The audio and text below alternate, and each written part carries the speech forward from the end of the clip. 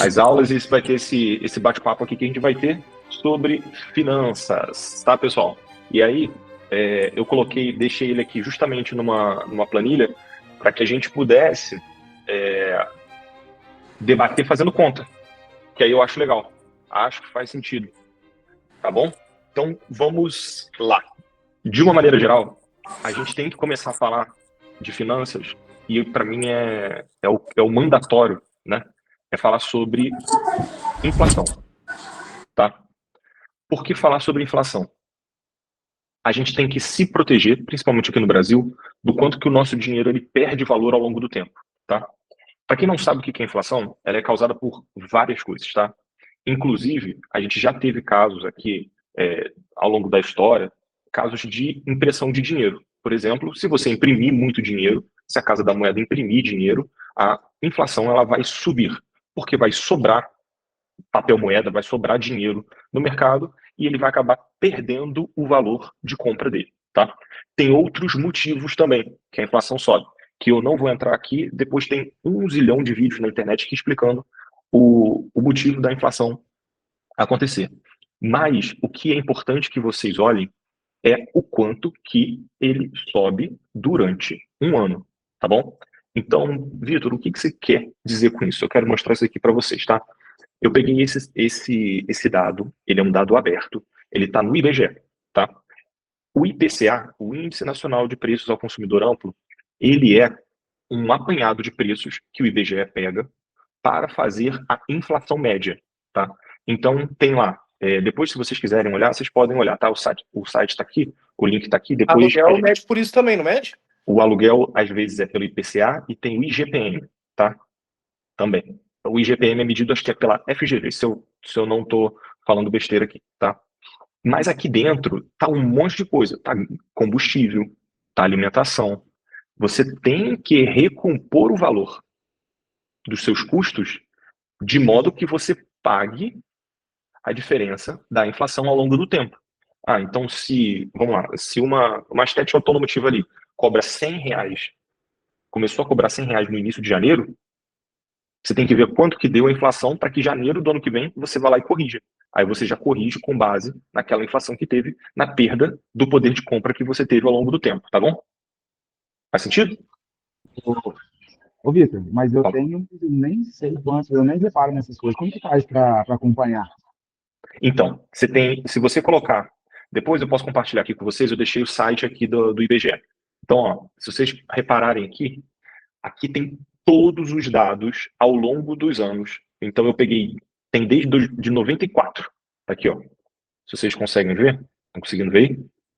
Tem desde 94 cada valor percentual de aumento do IPCA, tá? Ou seja, da inflação. E aí eu trouxe exatamente por isso para vocês olharem. Olha que interessante. Hiperinflação aqui, ó, no mês teve 39%, coisa que atualmente você não tem isso em 12 meses, tá? Então, por exemplo, em 2022, em 12 meses, a inflação foi de janeiro para trás até 12 meses para trás, né? De janeiro para trás, deu 10,20, 10,76 e aí sucessivamente. Então, quando você chega em dezembro e você olha mais ou menos quanto que deu, você tem ali o valor no ano, por exemplo, deu 5,90. Em 2023, 4,72. Em 2024, 4,71. Em 2025, 4,15. O que corresponde, por exemplo, no meu caso, mais ou menos na correção salarial que eu tive na minha empresa. Então, Duque não, o Cube. Por exemplo, se você tem ali um custo que você tem num determinado ano para fazer ali compra de produto para limpeza, e aí você repara que no ano seguinte ele aumentou, isso, como empresário, você precisa repassar, porque são os custos referentes ao aumento da inflação, tá? Então, todo ano você tem que corrigir a sua tabela, tá? É importante. Então, Estevão, respondendo aqui, ó, tá aqui. O histórico tá aqui. E se você pegar antigamente, ó, 890% de inflação, 22% de inflação, 9%. Aí começa a ficar mais controlado, 5%, 8%, quase 9%, né? 6%, 7,51%. E isso tudo são dados disponíveis para vocês consultarem ao longo do tempo. Vitor, por que você está falando isso? Porque vocês precisam, toda hora que vocês forem pensar em finanças pessoais, em acúmulo de dinheiro, lembrar que o dinheiro parado, por exemplo, o dinheiro que está dentro de uma caixinha, dentro da sua casa, aquilo ali ele não tem o mesmo poder de compra ao longo do tempo. Ele vai perder. Os R$ 100 que você tem guardado, os R$ 1.000 que você tem guardado, não comprarão a mesma coisa daqui a 1, 2, 3, 4, 5 anos. Tá claro isso? Perfeito. Alguma dúvida? Que bom. Tranquilo. Então, beleza. Por que a gente quer olhar para isso? Porque a gente sabe que existem alguns produtos financeiros que são indexados. Vitor, o que é indexado? É que ele leva em consideração esses índices. E a gente vai chegar lá na frente, tá? Eu vou falar de um outro nome, tá? Que é muito comum, outra taxa, que é a taxa Selic, tá? A taxa Selic, ela é a taxa que o Banco Central do Brasil utiliza, inclusive para regular não, a palavra está errada, tá? Para controlar a inflação. Segurar a inflação. Ele vai indicar para os bancos quanto que custa o crédito. Então, se a taxa Selic aumenta, os juros aumentam. Então, se os juros aumentam, fica mais caro pegar crédito na praça. Isso vai influenciar de que forma? Eu não quero entrar nesse detalhe, tá? Eu só quero dizer que essa taxa, ela também é um indexador de alguns produtos financeiros que a gente tem na praça, na esteira, na prateleira ali, para investimentos, ok? Então, isso daqui também está disponível no site do Banco Central e vocês podem olhar. Então, vamos lá. Por exemplo, tá? Qual foi a taxa Selic em novembro de 2025? A taxa Selic foi 14,90. Quanto que foi a taxa Selic em setembro? 14,90. 14,90% ao ano. Tá aqui, ó. Tá? Vamos lá. E a poupança? A poupança, ela é muito legal e eu fui, antes de fazer isso daqui, eu fui olhar algumas regras da poupança, tá? Então vamos lá. De acordo com a legislação atual, a remuneração dos depósitos de poupança é composta por duas parcelas. A remuneração básica, dada pela taxa referencial, e a remuneração adicional, correspondente a 0,5% ao mês, enquanto a meta da Selic ao ano, né, for superior a 8,5%. Vamos olhar a meta da Selic? Tá aqui, ó. Meta da Selic, 15%. Então, a minha poupança, ela está pagando 0,5% mais a taxa referencial, tá?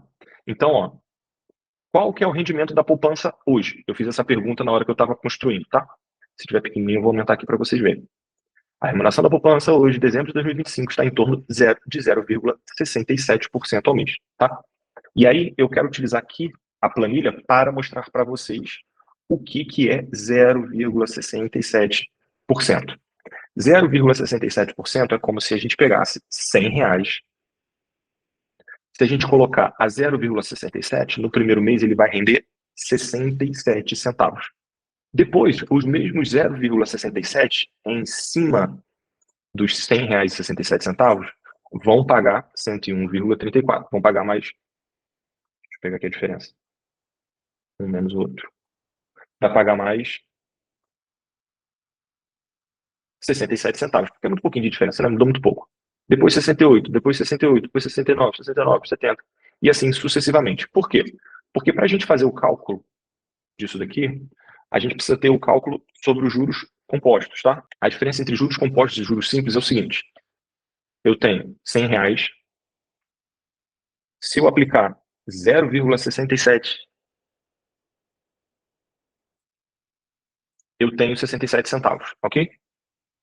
Esses 67 centavos, ele for juros simples, ele sempre vai ser 67 centavos. Como ele é juros compostos, ele é o seguinte, ele tem que render em cima do último valor e não do primeiro. Então, o que eu vou fazer? Eu vou pegar os meus R$ 100 aqui e vou fazer ele render em cima dos meus 0,67. Só que vai sobrar um montante que é os mesmos R$ 100. Então, vai me dar 100,67. Aí, eu vou pegar agora esses mesmos R$ 100,67 e começar a aplicar os juros compostos, tá? Que nada mais é do que 1 mais a minha taxa. Aí fica fácil. Quando eu coloco aqui na planilha no Excel, fica muito fácil porque eu posso arrastar, tá vendo? Então eu sei exatamente quanto que ele vai me dar no final. Recapitulando, o que eu fiz aqui? Deixa eu dar um zoom aqui para vocês conseguirem ver. Foi só É só, acrescentando. eu só fui acrescentando. É só eu pegar, ó, eu pego o meu montante inicial que está em cima, na célula de cima, e multiplico por 1 mais a taxa. Tá? Esse 1 significa que é para eu repetir o valor inicial, né? Na verdade é 100% mais 0,67, que aí me dá o valor final. E puxar a fórmula. Aí é golaço. Fica muito simples de fazer a conta. Então, Vitor, oi, deixa eu fazer uma pergunta. manda aí. Essa porcentagem de 67 aí, ela sobe quando? Se a Selic abaixar, o que acontece? Por exemplo, ela está 14 agora, ela vai para 10. Então vamos lá, ó. Vamos olhar a regra, ó. A remuneração adicional, ela corresponde a 0,5% ao mês, enquanto a meta da Selic for superior a 8,5%. Ou 70% da meta da taxa Selic ao ano, mensalizada. Quando a taxa for abaixo, a meta da taxa for abaixo de 8,5%, ela vira 70% da meta. Só assim que ela muda, tá? E lembrando que ela é 70% da meta. Quando a gente for olhar Tesouro Direto, você vai ter a taxa Selic mais uma farpelinha que eles pagam. Tá claro? Show de bola? Então vamos lá, recapitulando aqui. A gente falou de IPCA, que é a taxa de inflação anual, tá? Então, para a gente ver aqui, ó, em 2025, em novembro, está batendo 4,5%, tranquilo? A gente tem a Selic, que é uma taxa que o Banco Central utiliza ali como regulador, influenciador, moderador do mercado. A gente tem a poupança, que é o investimento ali mais comum, né, que as pessoas mais conhecem. Então aqui eu peguei, normalmente a gente não sabe quanto que é a regra, né, como que funciona a regra, tá aqui. Depois também isso daqui tá lá no site do Banco Central. E eu fiz aqui uma pergunta para o Gemini, então ele me deu aqui um cálculo mais ou menos, né, de quanto que estava, para a gente poder olhar e fazer a conta, tá bom? Agora uma pergunta, é certo, quero saber de vocês, se eu tenho uma taxa de 0,67%, se eu quisesse mensurar quanto que é ao ano, é certo eu multiplicar por 12, isso daqui? E aí? Sim, Ok? Eu acho que sim, sim. porque você vai sempre. Não é por causa que os Não, valores não, mudam, né? Você não pode multiplicar 100 por 12, porque todo mês o valor vai mudar. Ah, Mas não. vamos supor que ela seja 0,67 todo mês. É certo? Mas todo Multiplicar mês eu por vou 12. ganhar um pouquinho, entendeu? Hã? Mas aí eu te pergunto, o juros vai ser simples ou composto? Porque se Então, for composto, você não pode pegar e fazer esse cálculo, não. perfeitamente. Estevão matou a pau. É o seguinte, olha só. Muita gente confunde e ela dá pouca diferença, tá? Mas dá diferença. Não é certo multiplicar por 12, tá? Ele chega num valor muito próximo. Então, se eu pego 0,67 e multiplico por 12, ele vai me dar 8,04, tá? Esse número está errado. Ele está próximo do valor correto, mas ele está errado. Por quê? O que o Estevão falou está certíssimo. Ó. Vamos pegar R$ 100 e colocar a 0,67 ao mês. Você vai ter 108,34 no final de 12 meses. Quando a gente pega e faz a diferença percentual, né, que nada mais é do que pegar o último valor dividido pelo que você colocou, menos 1, me dá 8,34. Esse número, ele é o correto, tá? Essa é a taxa de juros anual quando levado em consideração 0,67% ao longo de 12 meses, tá?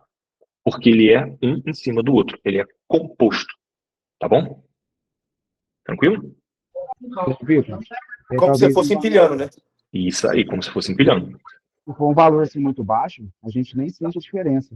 Mas se você for falar se é 15 mil, 30 Aqui, mil, ó. 50 mil, 100 mil, você vai ver o dinheirão que você está perdendo ali. Vamos botar aqui, ó. Se fosse R$ 100.000, tá? Ó, R$ 100.000 vai dar 8.342 mil, tá? Os mesmos R$ 100.000, os mesmos 100 mil, vezes os 8,04, vai te dar 8.040, tá? Você perdeu aqui, nessa conta, você errou por R$ 302. Então, tem diferença, né? E isso foi R$ 100.000, né? Então, de fato, não é bem parecido, mas não é igual. Tranquilo até agora? Bom, beleza.